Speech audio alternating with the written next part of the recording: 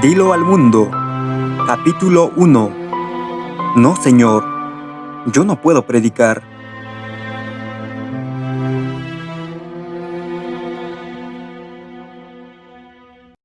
No, Señor, yo no puedo predicar. No, Señor, tú sabes que yo no puedo predicar. Yo no puedo predicar. Antes de que Guillermo Miller se entregara al Señor y llegara a ser el dirigente del magno despertar religioso producido en los Estados Unidos por la expectativa del segundo advenimiento de Cristo, por 3 años arguyó con Dios y luchó con su conciencia para eludir la responsabilidad de proclamar al mundo que el Señor venía pronto. En una época donde 9/10 partes de los norteamericanos vivían en granjas, Guillermo Miller no era la excepción, pero no fue un agricultor común.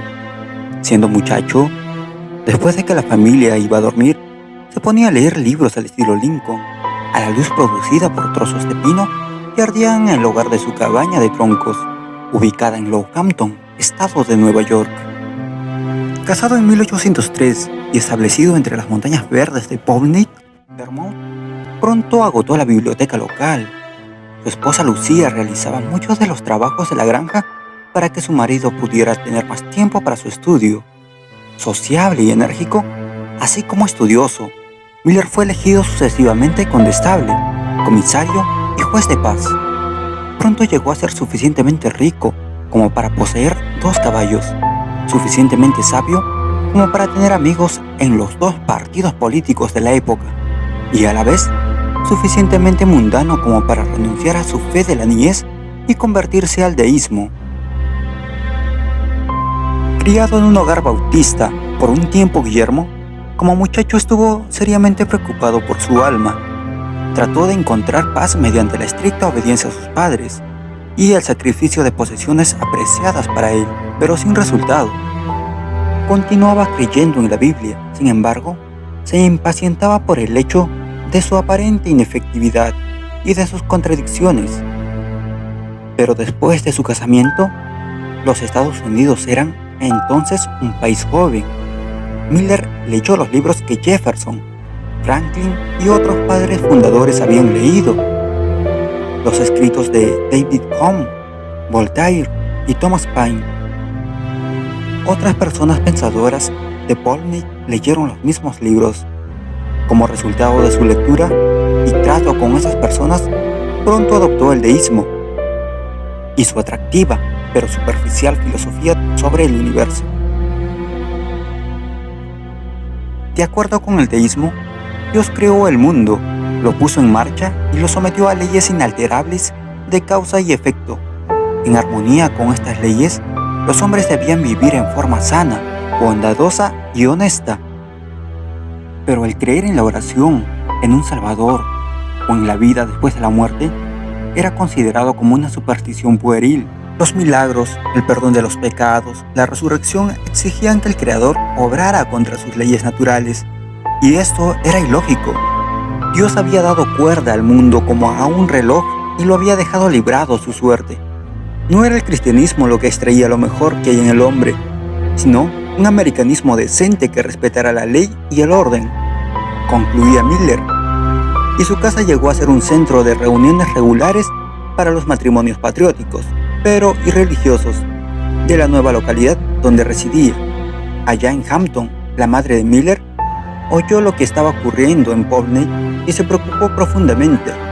Rogó a su cuñado y a su padre, entrado en años, ambos eran clérigos bautistas, que visitaran a Guillermo de tiempo en tiempo, y prometió que sus oraciones los acompañarían. Este les tributaba una cálida bienvenida a su tío Eliú y a su abuelo Phelps, pero después de que se iban, los imitaba jocosamente para gran deleite de sus amigos. Convencido de que el amor al país más bien que el amor a Cristo era la mayor esperanza del género humano, Miller se presentó como voluntario para el servicio militar en la guerra de 1812. 47 otros jóvenes hicieron lo mismo, a condición de que se les permitiera servir directamente bajo su mando.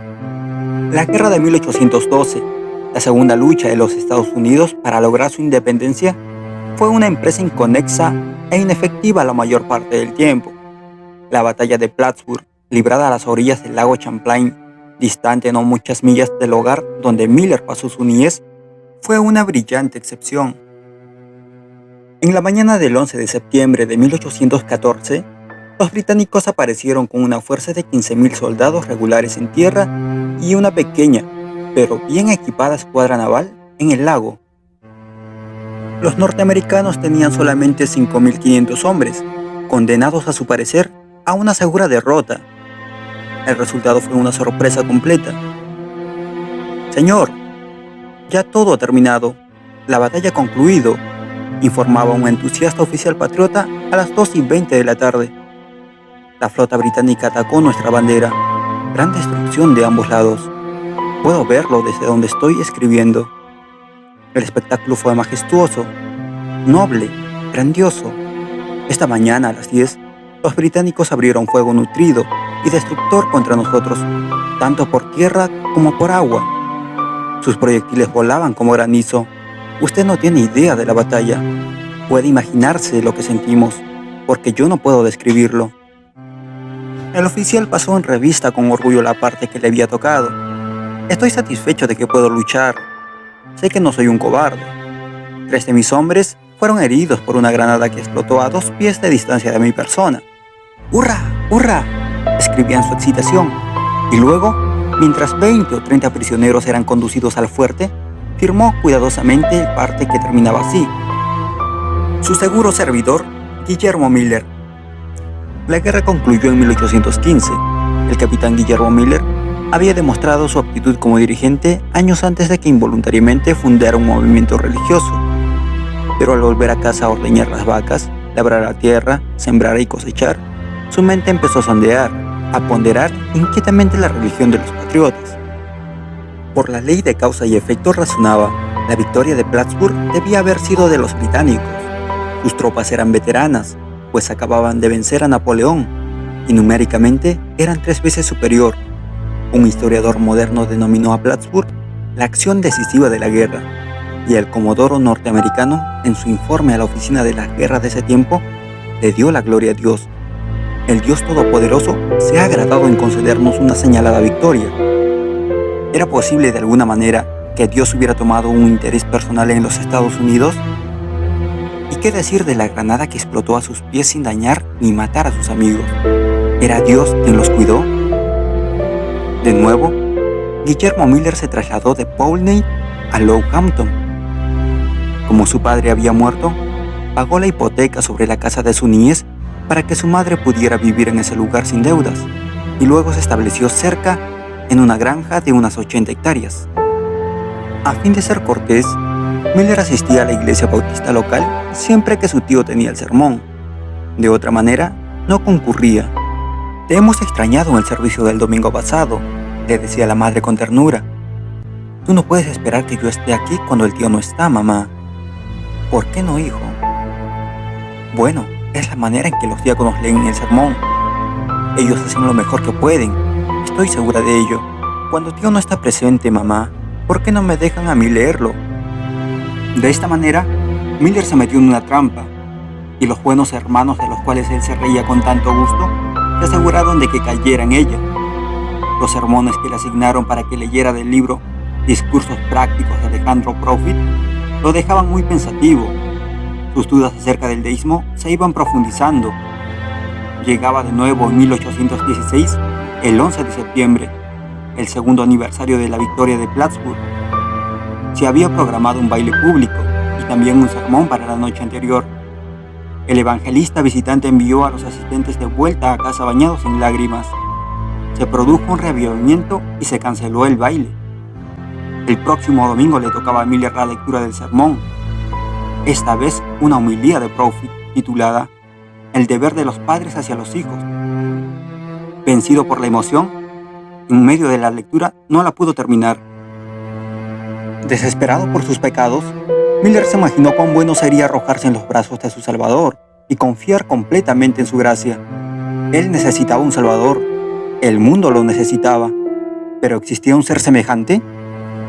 Volvió a la Biblia y dentro de sus páginas encontró al Salvador a quien buscaba. «Me vi obligado a admitir que las Escrituras deben ser la revelación de Dios», escribió más tarde. Ellas llegaron a ser mi delicia y en Jesús encontré a un amigo. Inmediatamente comenzó a realizar regularmente el culto familiar, pero ahora sus amigos mundanos se burlaban de él, como antes él se había burlado de los otros cristianos.